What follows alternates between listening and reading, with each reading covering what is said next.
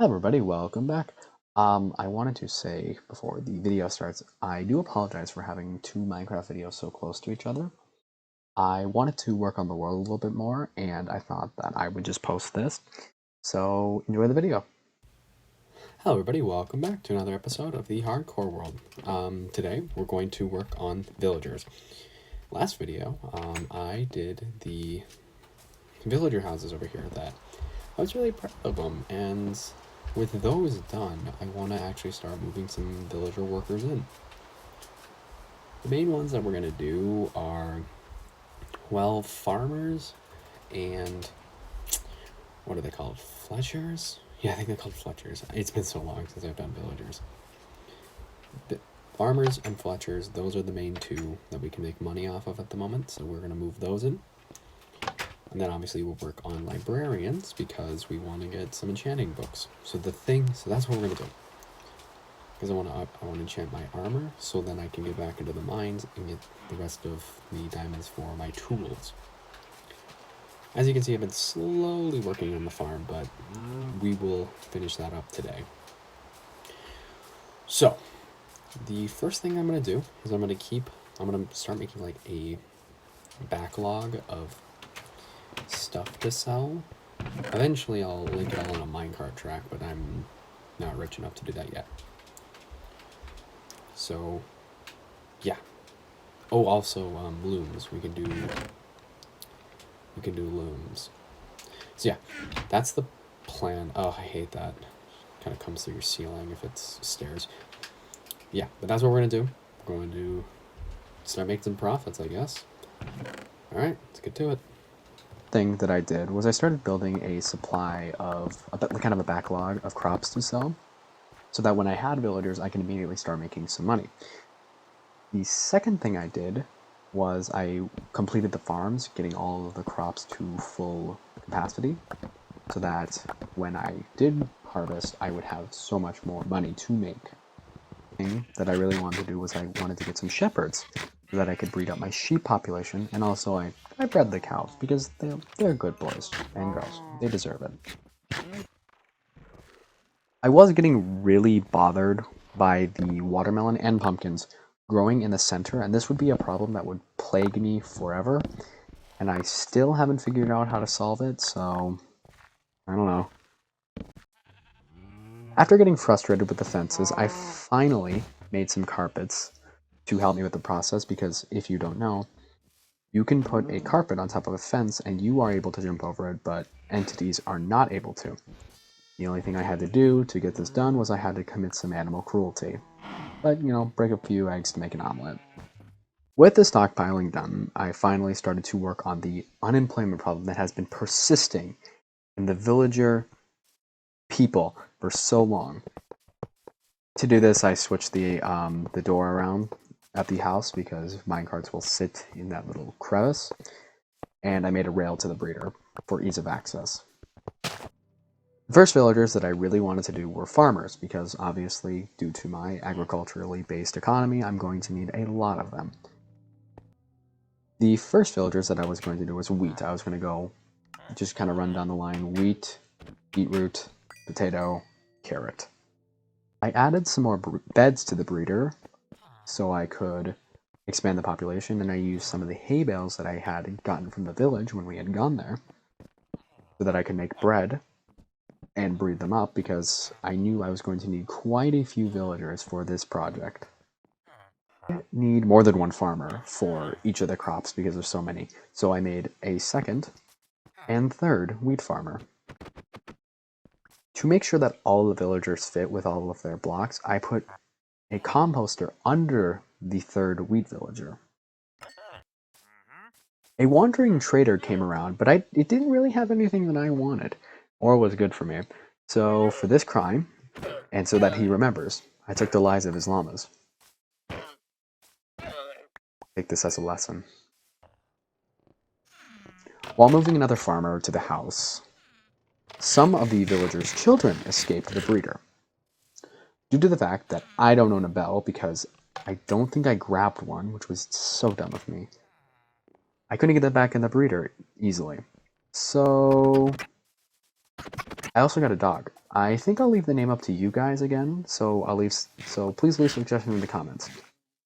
If there are no suggestions, I have a name lined up, so with that taken care of, I made a beetroot farmer.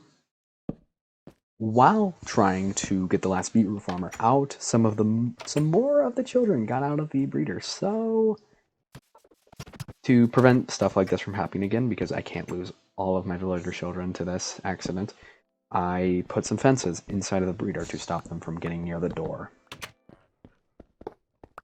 Skipping through a ton of moving villagers, I got all 3 of the potato villagers into the house. So for now, that would be it for the villagers. I didn't have enough carrots to sell yet. I was still trying to get all of the crops planted, so I will get carrots later. I then made some books so I could make some lecterns, because I wanted to move 2 librarians as fast as physically possible, so I could get those moving while I was working on making money. To help with the profit making, I also put in a shepherd so that I could sell the wool. I did say that I wanted to do Fletchers, but that is something I'm not going to do now because I really want to get a good axe for that. So that is something we'll do later. The first librarian that I got was kind of stupid, but I will need it. So welcome to Depth Strider 3. Also, this house will only contain armor enchants and mending and unbreaking. The librarian that I got was a great one. It was mending. It took me a whole episode of a series last time to get a mending villager. But it did take me 6 minutes and 13 seconds of just constant breaking. While I was working, I found another wandering trader, but this one was selling the new mangrove tree sapling. And I was really happy about this because I've never been able to experiment with that one. So I'm excited to get to play with that in a later episode. I did kill the llamas, not because he needs to be taught a lesson, but because I need leads. After so many problems with one of the villagers, I finally got a Protection 4 book, and I was very happy about that because that's the enchantment that keeps you alive, fellas. The next librarian that I got actually didn't take that long, and I got Thorns 3, which was wonderful. The next one I got was Aqua Affinity. I mean, I need it, but nobody cares about Aqua Affinity. Nobody cares. It's me. The next one I got was actually a lot better, Respiration 3. You need that one. The next book, great one, got Unbreaking 3, so the only one that I need is a Feather Falling book. And after only about 2 minutes of breaking and placing, I got the final book, and this means I can get every single armor enchant that isn't Swift Sneak, which is exclusive to the new Ancient Cities, and Soul Speed, which is exclusive to the Bastions in the Nether. So let's turn back your memory to the start of the video where I killed a bunch of children. Now you can kind of see the consequences of my actions.